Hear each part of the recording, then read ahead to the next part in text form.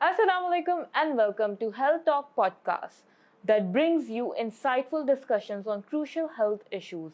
I'm your host Rohanis and today we have a special episode as a part of our breast cancer awareness series. And in this episode we are joined by a renowned figure in the field of medical oncology, Dr. Zishan Niazi. He is a consultant medical oncologist in Hamid Latif Hospital, Lahore, to shed light on the latest advancement and treatment related to breast cancer. Breast cancer that affects millions of lives globally, and we believe an awareness plays a vital role in early detection and effective treatment. Through this series, we aim to empower our listeners with knowledge and understanding regarding breast cancer, from prevention strategies to latest advancements. Whether you are someone affected by this disease, a caregiver, or just simply a listener who are interested in learning more, this episode is packed with insightful discussions and a practical advice. So, without any further delay, we let's dive into the insightful discussion with Dr. Zishan. Assalamu alaikum, sir. Walaikum Assalam ji. Thanks for the introduction. Sir, my first question is that what are the most effective methods for breast cancer prevention and how important is early detection in improving the chances of cancer treatment?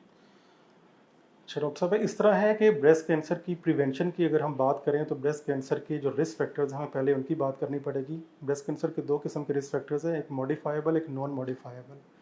Modifiable वो हैं कि जिनको हम change कर सकते हैं, जिनकी वजह से हम ब्रेस्ट कैंसर को बचा सकते हैं होने से। अगर उनकी हम बात करें तो उसमें एक फीमेल जेंडर तो एक ऐसा जेंडर है कि जिसको हम चेंज नहीं कर सकते। तो जो उसके मॉडिफाइबल रिस्क फैक्टर्स हैं वो ये हैं कि हम जो उसमें मोस्ट कॉमन रिस्क फैक्टर्स हैं वो ईस्ट्रोजन है। ईस्ट्रोजन क्यों ज़्यादा बढ़ता है?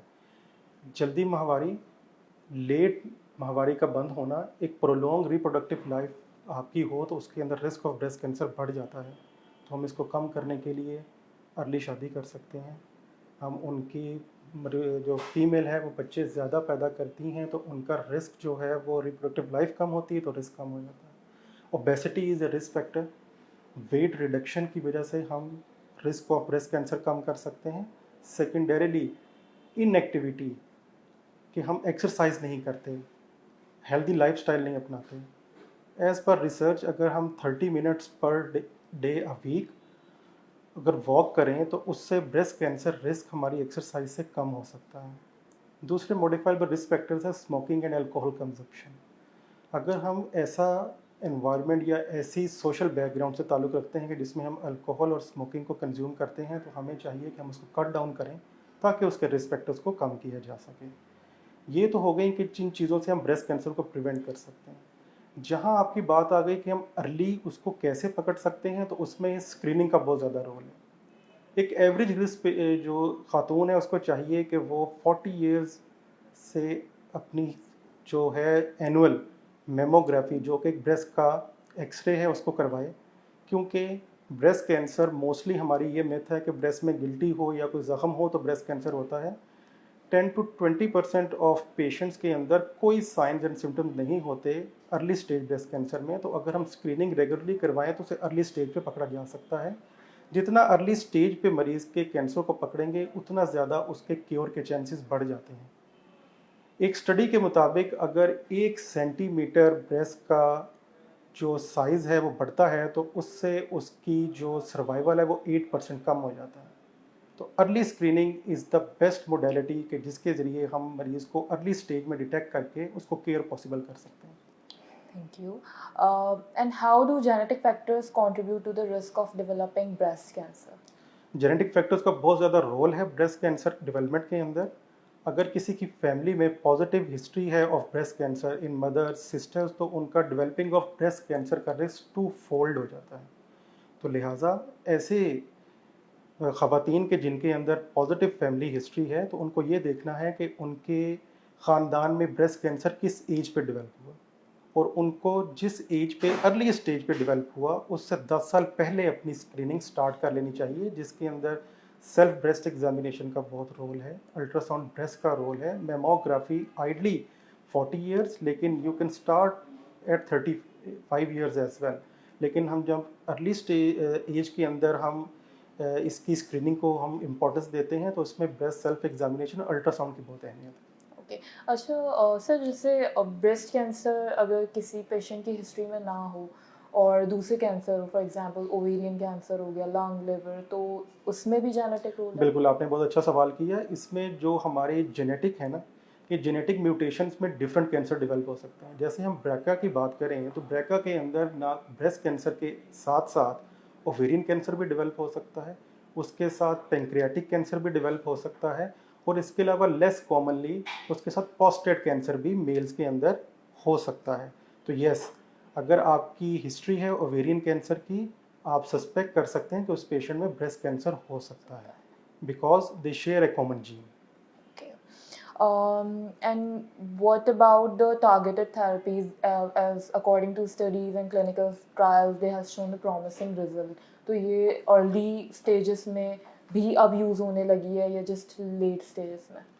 जहाँ हम टारगेटेड थेरेपीज़ की बात करें तो उसके अंदर आजकल जो बहुत ज़्यादा वेल टू नोन ड्रग्स हैं, दीज आर CDK4/6 इनहिबिटर्स। हाँ, हम उन टारगेटेड ड्रग्स को एडजुवेंट सेटिंग में यूज़ करते हैं, जिससे मरीज़ को डिजीज़ फ्री सर्वाइवल का बेनिफिट है और उसको आगे ट्रांसलेट ओवरऑल सर्वाइवल में भी किया जा सकता है। जैसे एडजुवेंट सेटिंग में अगर हाई रिस्क पेशेंट हैं, ARPR positive, HER2 negative patients, उसके अंदर हम अबीमासाइक्लिब को यूज़ करते हैं एडजुवेंट हाई रिस्क पेशेंट्स में। और अब डाटा राइबोसाइक्लिब का भी प्रॉमिसिंग डाटा है कि जिसको यूज़ करके हम मरीज़ की बीमारी के वापस आने के रिस्क को कम कर सकते हैं, जो हाई रिस्क पेशेंट्स हैं। Okay, although rare, but have you treated any men before? और मर्द में जो ब्रेस्ट कैंसर है वो एग्रेसिव होता है, ये सुनने को मिलता है एज कम्पेयर टू women. अच्छा, जहाँ बात करें कि वी हैव सीन पेशेंट्स, हमने पेशेंट्स देखे हैं ब्रेस्ट कैंसर के साथ, और overall 1% of breast cancers are found in male breast cancer ना, और इनके अंदर जेनेटिक प्रीडिस्पोजिशन बहुत ज़्यादा आती है। ब्रैका के साथ मेल ब्रेस्ट कैंसर का बहुत ज़्यादा रिस्क होता है, आइडली BRCA2 का। जहाँ बात करें कि अग्रेसिव होते हैं तो मोस्टली ज़ाहिर है जो मेल पेशेंट्स हैं they are not very convinced कि उन्हें ब्रेस्ट कैंसर हो सकता है, तो जब उनको कभी वहाँ पर गिल्टी और ऐसी चीज़ मौजूद हो तो वो उसको ज़्यादा बेहतर तरीके से फॉलो और स्क्रीन नहीं करते। तो जो हमारे साथ प्रेजेंट करते हैं तो वो लेटर स्टेजेस में मोस्टली ब्रेस्ट कैंसर प्रेजेंट करते हैं। जिस तरह आप कहें कि half patients early and half in the later stages, हम जो हमने अभी तक अपने एक्सपीरियंस में देखा।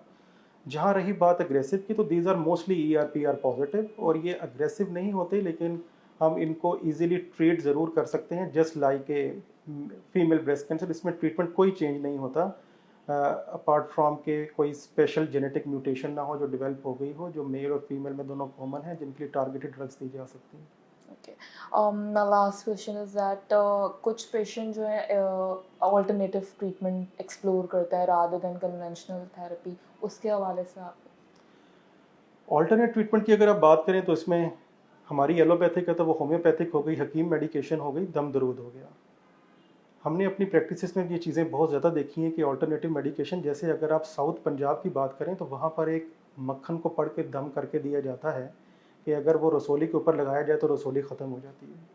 तो लोगों की मिथ्स बनी हुई हैं, the people use it because they have believe in these myths, लेकिन according to my concept there is no benefit of these हकीम medications apart from कि अगर किसी को कोई वूंड है ब्रेस्ट कैंसर की वजह से तो शायद वो होम्योपैथिक या हकीम मेडिकेशन से वक्ती तौर पे हील हो जाए, लेकिन ब्रेस्ट कैंसर में टू डेट अभी तक कोई ऐसी चीज़ नहीं है जो होम्योपैथिक या हकीम मेडिकेशन या कोई कोएक्स ने कोई ट्रीटमेंट की हो और वो क्योर हो गया। Thank you so much, sir, for your time and expertise, and I hope these advices will bring an impact in the lives of those who are affected by this disease. So for more informative videos, you can visit our website www.himalpharmaceuticals.pk, or you can visit our different social media platforms. Till then, take care and Allah.